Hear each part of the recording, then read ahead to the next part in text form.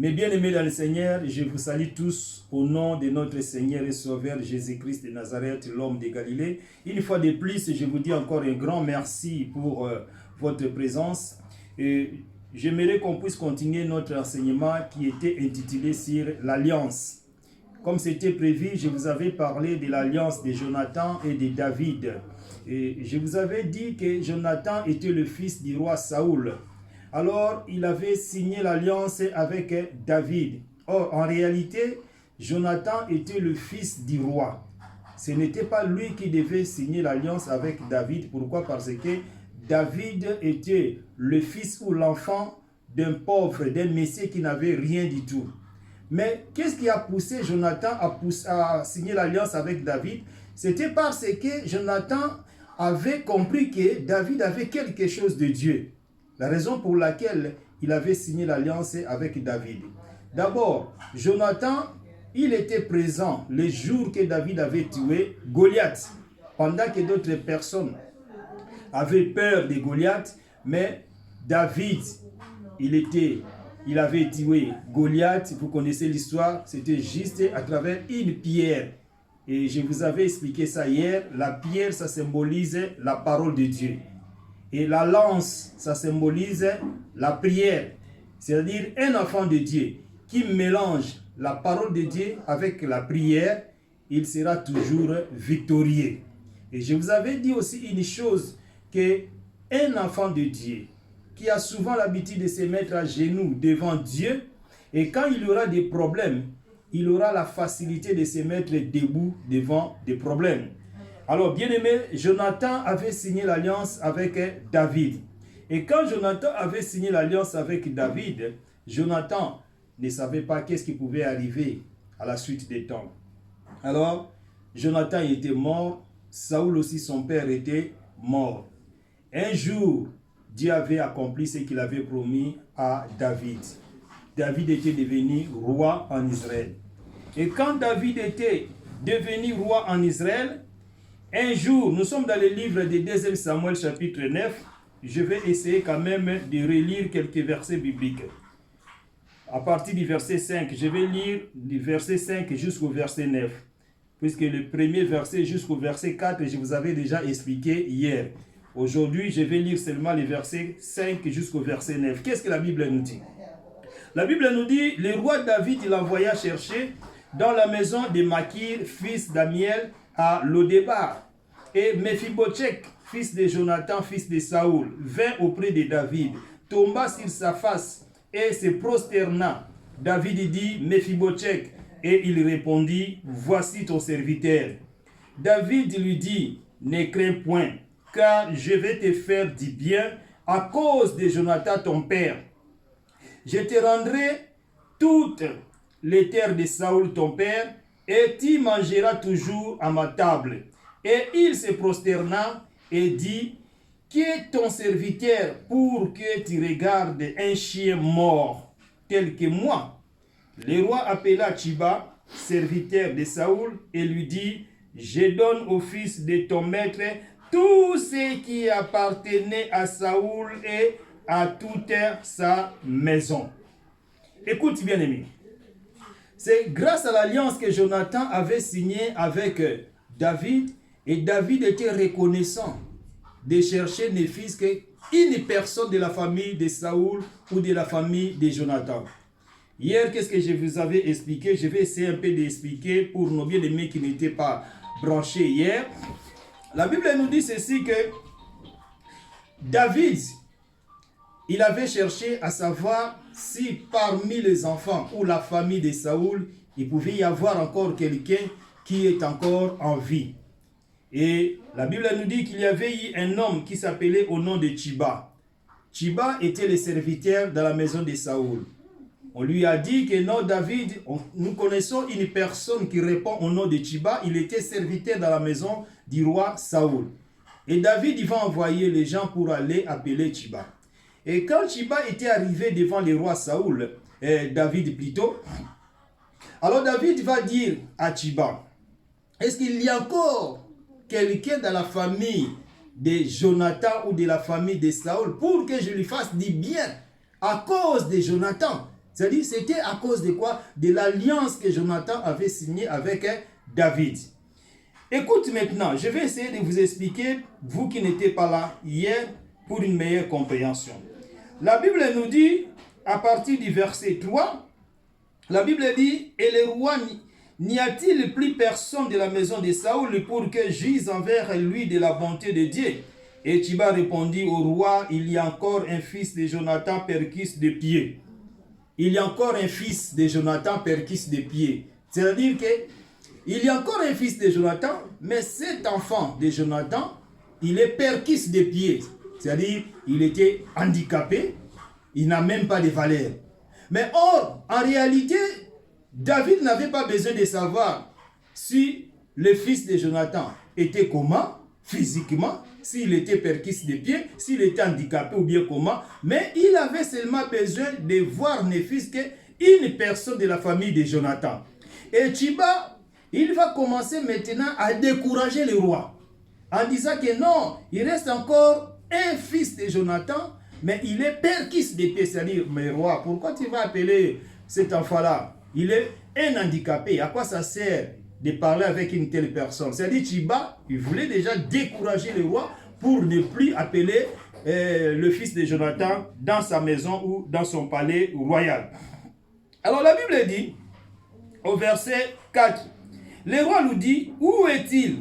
Et Tchiba répondit au roi, il est dans la maison de Makir.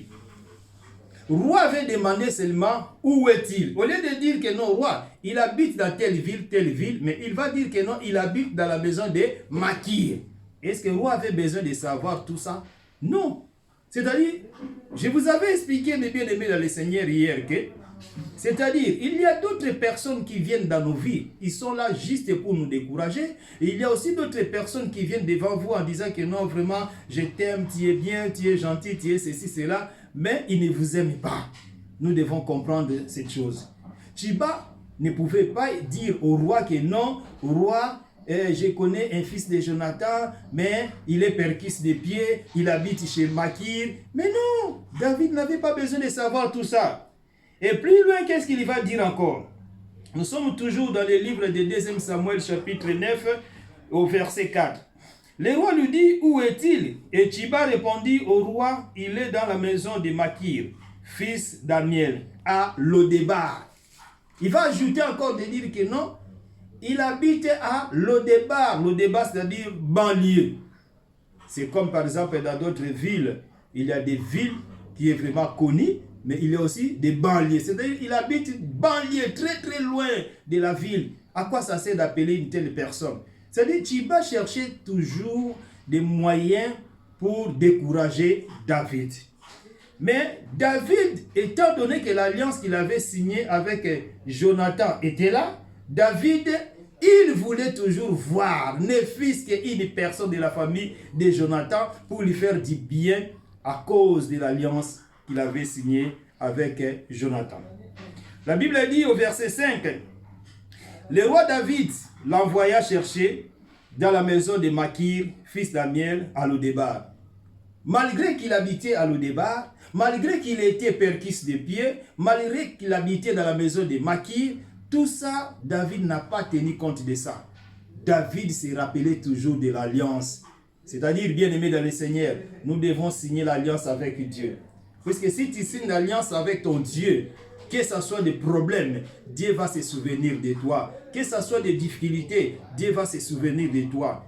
Alors, Jonathan avait signé l'alliance avec David, mais Jonathan ne savait pas qu'un jour David deviendra roi en Israël. Mais à cause de cette alliance que Jonathan avait signée avec David, ça a causé quand même une bonne chose après la mort de Jonathan. La Bible dit au verset 6, et Mephibosheth, fils de Jonathan, fils de Saoul, vint auprès de David, tomba sur sa face et se prosterna. David dit, Mephibosheth, et il lui répondit, voici ton serviteur.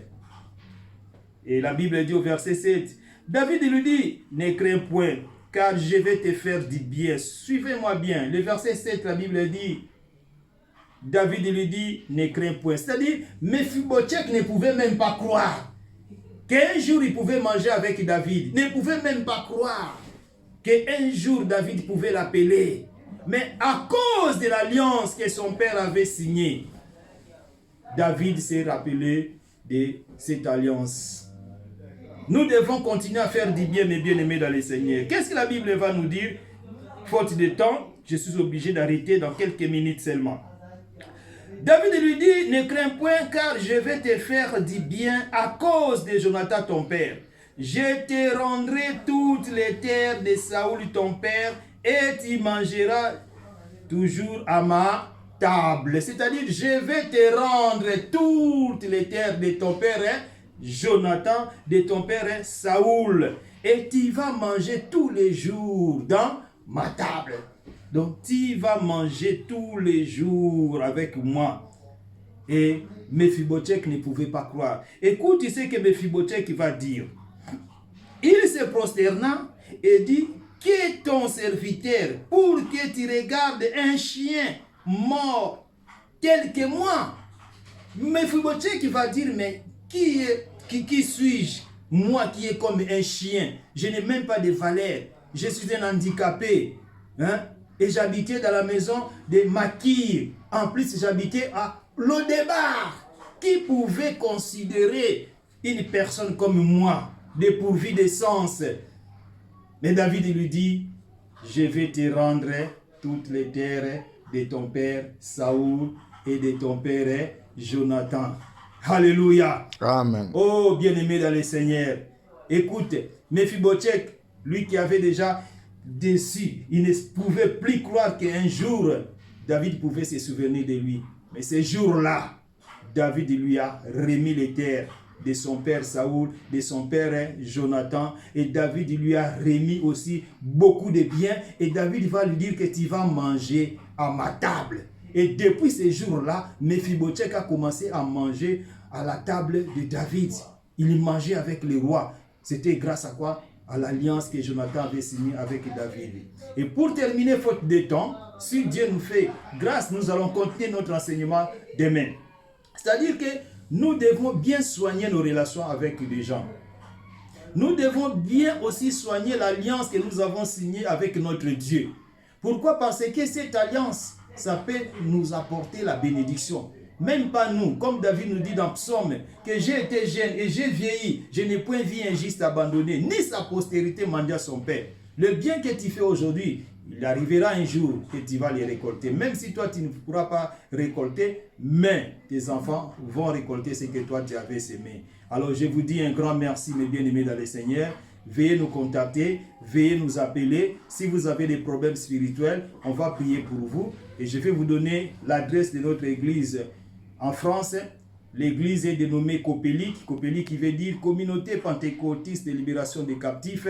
Ça se trouve au 2-4 chemin de la Fourche, 93 380 à Pierrefitte-sur-Seine, Paris, France. Vous prenez RRD, vous descendez à la gare de Pierrefitte et nous sommes juste derrière la gare de Pierrefitte.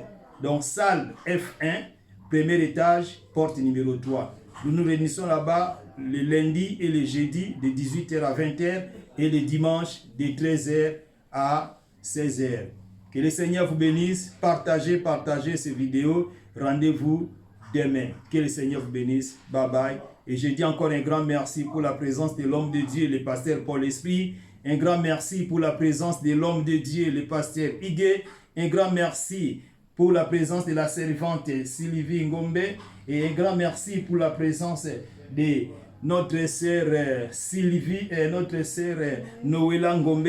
Et un grand merci pour toi aussi qui va partager ces vidéos, ces messages. Que le Seigneur vous bénisse. Bye bye.